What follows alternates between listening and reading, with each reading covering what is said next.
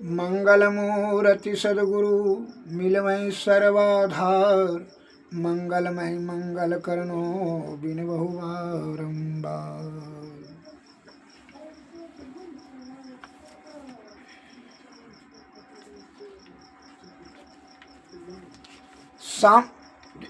संत की स्तुति।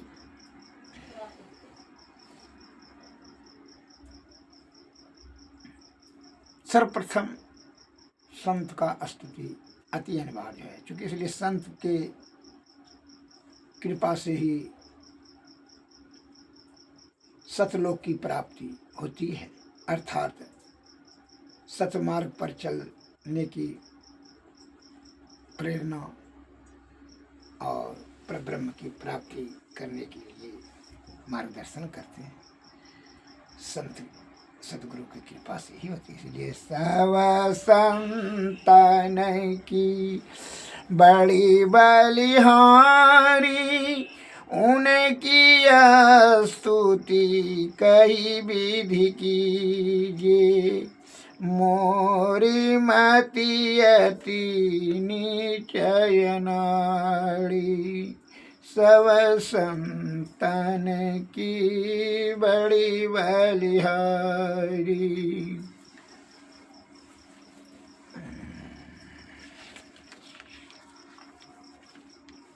दुख भंजन भव फंदन गंजन, ज्ञान ध्यान विनिधि जग उपकारी।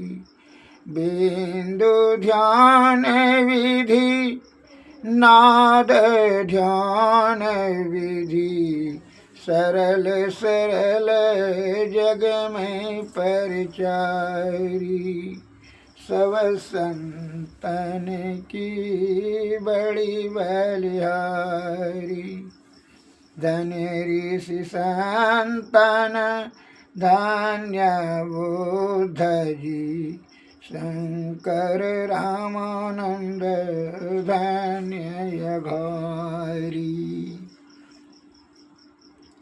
धन्य साहब संत कबीर जी, धनी नानक गुरु महिमा भारी।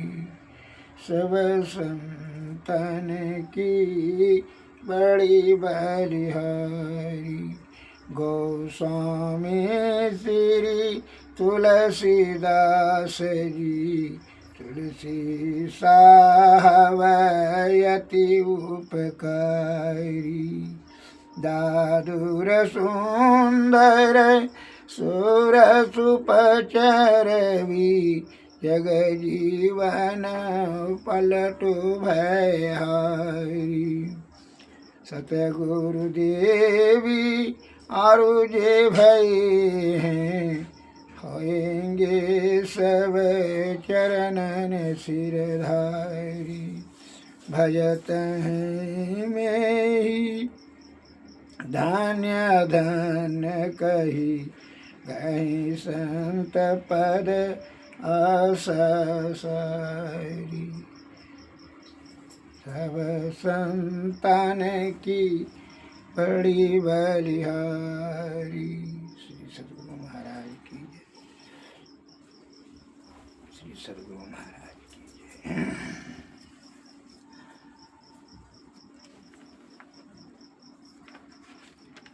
जय। प्रेम भक्ति गुरु दीजिए, बिनवहु कर जोड़ी। पल पल छोहना छोड़ी, सुनिए गुरु मोरी। जुग जुगाना चाहूँ खानी में, भ्रमी भ्रमी दुख भोरी। पाया हूँ पुण्य जहूँ नहीं, रहूँ इन्हते दूरी।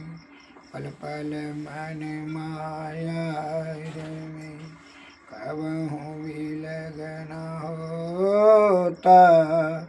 भक्ति भेद बिसर रहे, सही दुख सही सही रोता। गुरु दयाल दया करी दिए वेद बताई, माया भागी जीव की दिए भाग जगाई। पर निज बल कछु नाही, जहीं बनहि कमाई।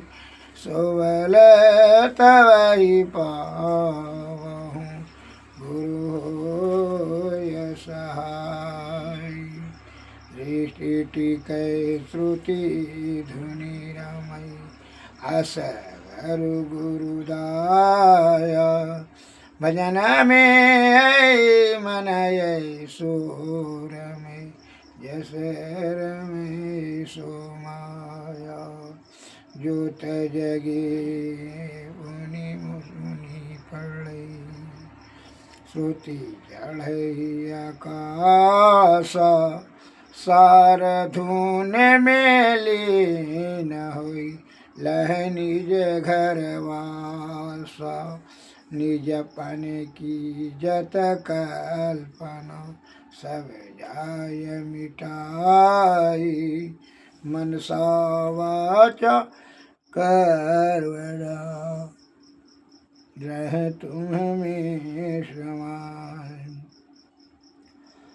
आस त्रास जग की सभी, सब बैर न नेहु। सकल भूले ये के रहे, गुरु तुम पद स्नेहु। काम क्रोध मद लोभ की, नहीं बेग सतावै। सब प्यारा परिवार अरु, संपत्ति नहीं भावै। गुरु ऐसी करिए दया, अति होय सहाय। चरण शरण होय कहत हूँ, लीजिए अपनाई। तुम्हारे ज्योत स्वरूप अरु, तुम्हारे धुन रूप। हरकत रहूं निस दिन, गुरु करु दाया अनूप। श्री सद्गुरु। तीन लोक नौ खंड में गुरु से बड़ा न कोई, करता जो ना करी सके, गुरु करे सो होई। इसलिए रामायण तुलसीदास जी ने गुरु की प्रशंसा करते हुए कहे, श्री गुरु पद नख मणि गण ज्योति। सुमरत दिव्य दृष्टि होती। गुरु का पद का नख का ध्यान करो। साक्षात गुरु ही भगवान है, ईश्वर है। ईश्वर और गुरु में कोई भी भेद नहीं है। गुरु का ध्यान करते करते जो है वही ईश्वर का रूप हो जाते हैं। ईश्वर उसमें साक्षात वास है। ईश्वर और गुरु में कोई भिन्नता नहीं है। ऐसा आपकी श्रद्धा होनी चाहिए। जब दुर्गुण निहारना शुरू कर दीजिएगा कि गुरु तो हमारा खुदे 2 नंबर है, तब तो अंदरो गुरु और बैरो चला नरकम कर दोनों ठेला में ठेला। तब तो तू नरक में ही है, उसको भी तू नरक में ढकेल देगा। श्रद्धा तुम्हारे में होना चाहिए। उनका गुण दुर्गुण बखान करना शुरू मत कर देना। का दुर्गुण तो तुम्हारे में खुद ही है, इसलिए उनको पास आए दुर्गुण को क्षय करने के सद्गुण भरने वाने के लिए। लेकिन तुम अपने दुर्गुण से उनको भी जो है ना भरना शुरू मत कर देना। मैं इस पर एक लघु कथा आपको बता रहा हूँ। एक महात्मा जी ने बड़ी प्रवचन करे, सत्संग भजन। एक बुढ़िया दही बेचने के लिए रोज जाती थी। सत्संग जो है उधर से आती थी तो सुन लेती थी। तो ये बुढ़िया जो दही बेचने ले जाती थी तो नदी पार कर करके दूसरे गांव जाने का कार्य करती थी। दूसरे गांव जाती थी तब न बिकता था ज़्यादा। लेकिन जो है एक निया नौबला जो है एक निया इधर से एक निया उधर से, 2 निया जो है उसको पैसा भाड़ा लेता था नौबला। तो सत्संग में बुढ़िया उसी पार में गांव में दही बेच करके सत्संग में बैठ गई। बड़ी श्रद्धा और शरीर भोली दिमाग की थी दही बेचने वाली बूढ़ी ग्वालिन। तो सत्संग में महात्मा जी ने कह रहे थे कि राम का नाम लेने से भवसागर पार हो जाता है।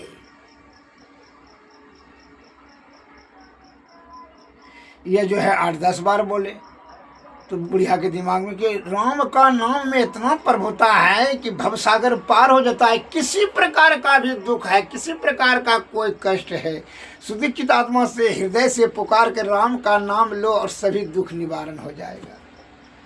अरे यहाँ तक कि मोक्ष प्राप्त हो जाएगा। ईश्वर तुम मोक्ष चाहोगे तो मोक्ष मिलेगा। जो भी चाहोगे राम का नाम लेकर के पूर्ण श्रद्धा और विश्वास से तो तुमको तुरंत प्राप्त हो जाएगा।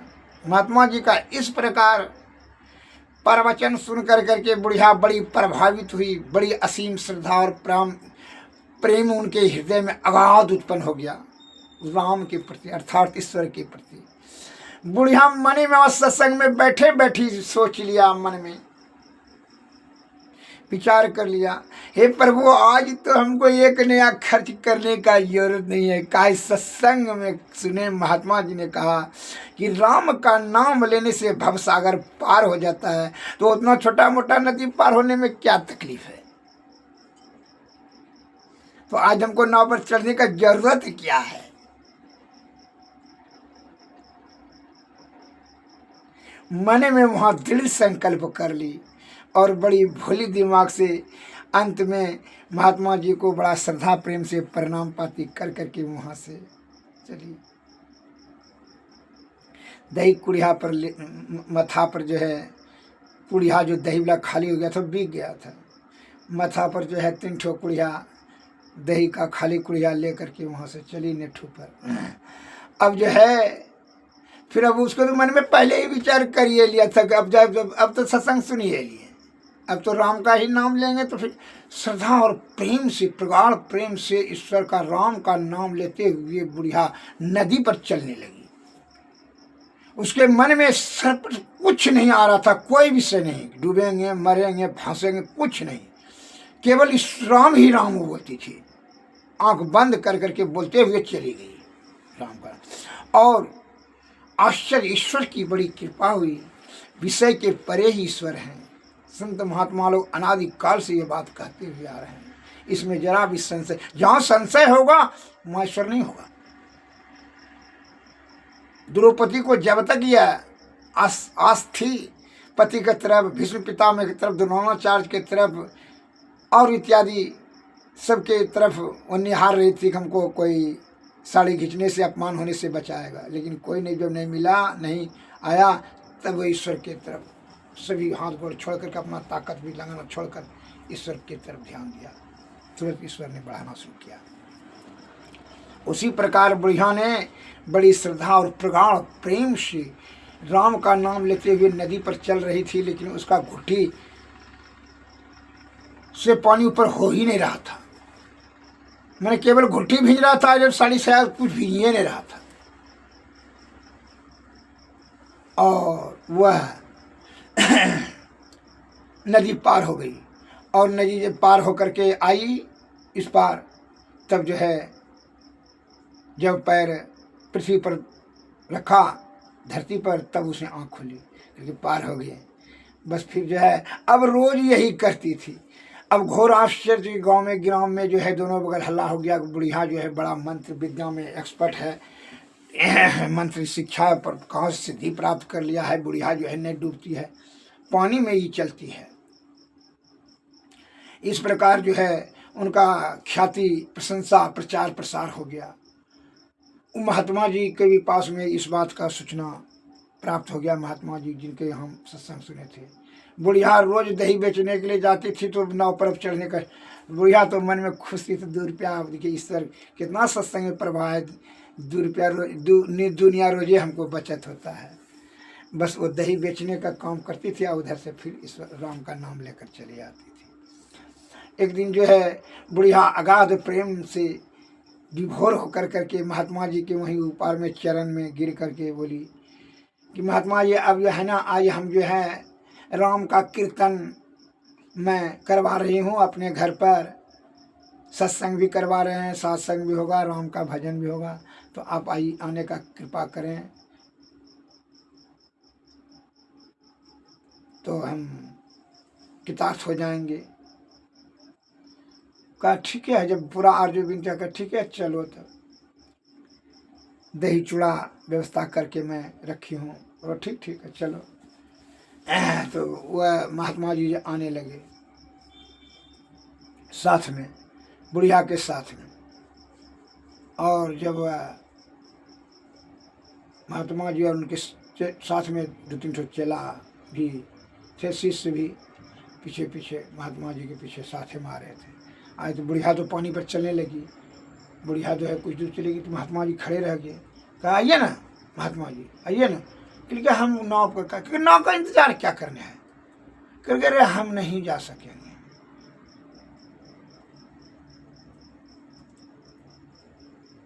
तो कहा ठीक है, तब आप हम जाते हैं तब घर पहले, क्योंकि हाँ ठीक है तुम जाओ ना, हम जाएंगे नाव से। वो बुढ़िया चली गई। अब महात्मा जी घोर आश्चर्य हुआ, अब जो है जान लिया महात्मा जी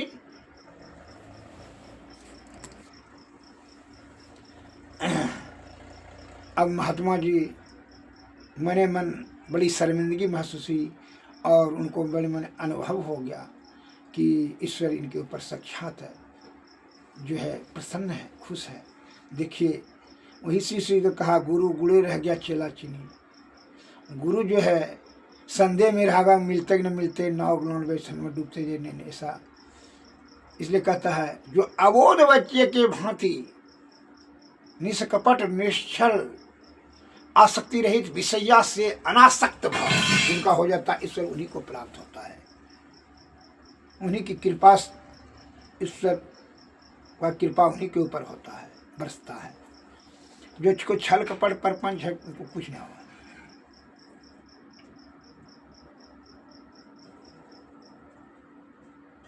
जिसका हृदय निर्मल है, निर्मल की हृदय में ही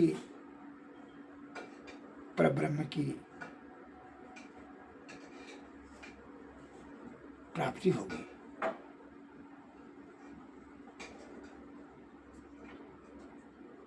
एक महात्मा जी नहीं गए, लौट गए। बुढ़िया को अद्भुत शक्ति जान लिया कि बुढ़िया को पूर्ण ईश्वर के प्रति श्रद्धा और आस्था है, इनके ऊपर कृपा है ईश्वर की। वहीं से समझ गए और चेला को भेज दिया वहाँ पूजा पाठ करना। अब मैं दूसरा उदाहरण दूँ। एक पंडित जी ने सिक्का अपने पैर में बांध करके कुआं में लटक कर रोज जो है तपस्या करते थे। एक गाय चराने वाला उधर से आया, कहा बिहार में कुआं था, तो कहता है पंडित जी क्या करते हैं? तो कभी ईश्वर को दर्शन करते हैं, ईश्वर क्योंकि ईश्वर है इसमें, क्योंकि हाँ कुआं में है दे कूद जाओ। बस बिना सोचे समझे गुरु जो है वो पंडित जी का बात पर पूर्ण विश्वास करके कूद ही गया। जैसे कूदा तो ईश्वर ने उसको जो है बचा लिया। कह ईश्वर को परेत, विषय के परेत ईश्वर हैं। ईश्वर ने उधर स्वयं उनको जो है बचा लिया और कहा धन्य, बोलो मांगो वरदान। कहा कुछ नहीं, आपका भेंट करने के लिए आए थे, आपका दर्शन हो गया, अब और कुछ मांगने की क्या जरूरत है? हमको तो 4-5 गाय ही है, 2 रोटी खाते हैं, अब और कुछ मांगने, आपकी भक्ति मुझे चाहिए। जब हम आपको बुलावें, जब आपसे भेंट करने का मन हो जाए तो आप हमारे यहाँ चले आइएगा, हमारे पास चले आइएगा। हाँ ठीक है, मस्ती, ऐसा ही होगा। और जो छल कपट परपंच है वो तो मांगने के बारे में ही विषया आ सकते हैं, विषय भोगी है, वो तो पहले ही मांगने के बारे में, दर्शन तो बाद में, प्राप्ति तो बाद में, ईश्वर की कृपा तो बाद में, पहले मांगने के बारे में ही सोच समझ करके षड्यंत्रपूर्ण जो है पहले विचार कर लेता है। लोभ मोह मद अहंकार तृष्णा भय क्रोध ईर्षा स्वार्थ के सन्निहित जो है वह लौकिक वस्तु मांगता है। अरे ईश्वर का दर्शन हो जाने से तो फिर जो है अब वस्तु का आवश्यकता कहाँ रह जाता है। तो जीवात्मा तो ब्रह्म आत्मा में जो है लय हो जाएगा, फिर ब्रह्म की प्राप्ति हो जाए। जैसे राजा को ही यदि आप प्राप्त कर लेंगे तो राज्य पूरा तो आपका हो ही गया। यही बात है। आपको फिर और कुछ मांगने की जरूरत मांगता है तो इसका मतलब है कि आप लोभी और लंपट लालची कहला जाइएगा। इससे ईश्वर तो अंतर्जामी है, पहले से वहाँ से आपके अंदर में बैठे हुए हैं, वहीं तो समझ रहे हैं आपके भाव विचार, सोचने का क्षेत्र, सोचने का जो है क्या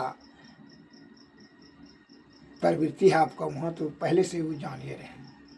इसलिए निर्मल और स्वच्छ सरल भोले भाले शुद्ध चित्त आत्मा वाले को ही ईश्वर प्राप्त बड़ा सरल विधि से हो जाता है। शुद्ध चित्त जिसका आत्मा हो गया उनको सूरज शब्द से यथाशीघ्र ही ईश्वर प्राप्त हो जाएगा।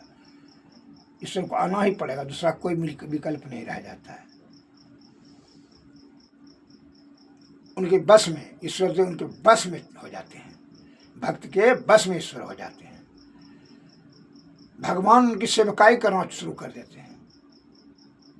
उनका सुरक्षा संरक्षा, जिस प्रकार जैसे कि कोई भी अबोध बच्चा आपका है, बेटा या बेटी हो, तो आपके भरोसे से तो उसका जैसे कोई भी कार्य आप काम करते हैं, लेकिन ध्यान आपका कहाँ रहता है, वो नन्हा बालक पर ही रहता है कि कोई कीड़ा मकोड़ा नहीं काट ले, किसी प्रकार को कोहानी न रहे, कुयाम नहीं गिर जाए, या कोई आँखें नहीं छूले, पानी में डूब जाए। मैंने सभी सुरक्षा का ध्यान उनका जो है ना, आपका ध्यान वो बच्चे के ऊपर रहता है। उसी प्रकार भक्त के ऊपर यही ध्यान रहता है भगवान का, उनकी सुरक्षा, व्यवस्था, सुदृढ़ता, सुख सुविधा सभी का जो है उनको ध्यान रखते हैं ईश्वर ने, और सुरक्षा संरक्षा करते हैं। लेकिन हाँ, जिस प्रकार बच्चा का भाव रहता है उसी प्रकार आपका भाव विचार हो। छल कपट, जैसे बड़ा बच्चा आता है तो माँ उसको दूध नहीं पिलाती है, उसको दूर हो जाता है, फिर अपने बगल में नहीं सुलाती है। लेकिन जो वही बच्चा जब होता है तो माँ निर्वस्त्र भी होकर करके उसके सामने में कोई तरह का पर्दा नहीं करती है और स्तन से दूध ही पिलाती है। लेकिन वही बच्चा अगर यदि बड़ा हो जाता है, क्या वो जान लेती है कि इसको विषय आ गया है, इसलिए उसको दूर कर दिया। उसी प्रकार जब आप छल कपट पर पंच विषया आसक्त हो जाते हैं, ईश्वर आपको दूर कर देते हैं। और जब अबोध बच्चे की भांति करते हैं तो अपने गोद के शरण में लेकर के क्या करते हैं, आपके ऊपर कृपा बरसाते हैं। श्री सदगुरु महाराज की जय, श्री सदगुरु महाराज की जय। इसलिए क्या करें, अब ईश्वर की, अब गुरु की स्तुति करें। कहा गुरु का स्तुति से ही न प्राप्त होगा ईश्वर। बिनु गुरु नर भव तरई न कोई, जौ हरि बीरन की शंकर सम होई।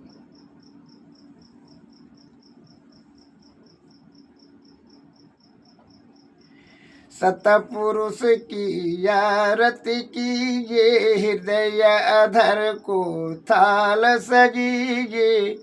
दामनी ज्योति झका झक जाऊं में, तारे चंद्र लौकिकताओं में। आरती करत होत यति उज्ज्वल, ब्रह्म की ज्योति अलौकिक उज्ज्वल। सन्मुख बिंदु में दृष्टि समावे, अचरज आरती देख न पावे।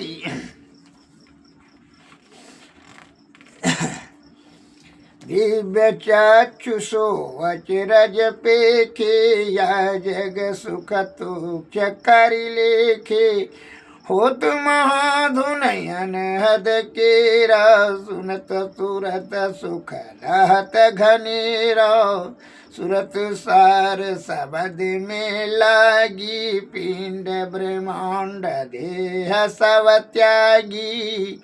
आत्मयर्पी के भोग लगाओ भई, सेवक से भाव छूट जाओ भई।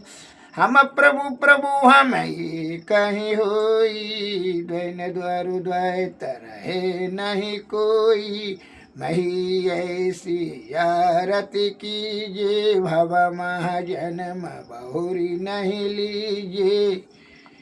श्री सद्गुरु महाराज की जय। आरती तन मंदिर में कीजिए, दृष्टि जुगल करसन मुख दीजिए, चमकई बिंदु सूक्ष्म यति उज्ज्वल, ब्रह्म ज्योति अनुपम लख लीजिए। जगमग जगमग रूप बरमंडा, निरखी निरखी ज्योति तज दीजिए, शब्द सूरत या अभ्यास सरल तर, कर करी सारा सवद गही लीजिए। ऐसी जुगति कया गढ़ त्यागी, भव भ्रम भेद सकल मल छीजे, भव खंडन यारति यह निर्मल, करिमे ही अमृत रस पीजिए। आरती तन मंदिर में कीजिए, दृष्टि जुगल करसन मुख दीजिए। श्री सद्गुरु महाराज की जय। श्री सद्गुरु महाराज की जय। सद्गुरु नमः। सद्गुरु नमः। नमस्कार।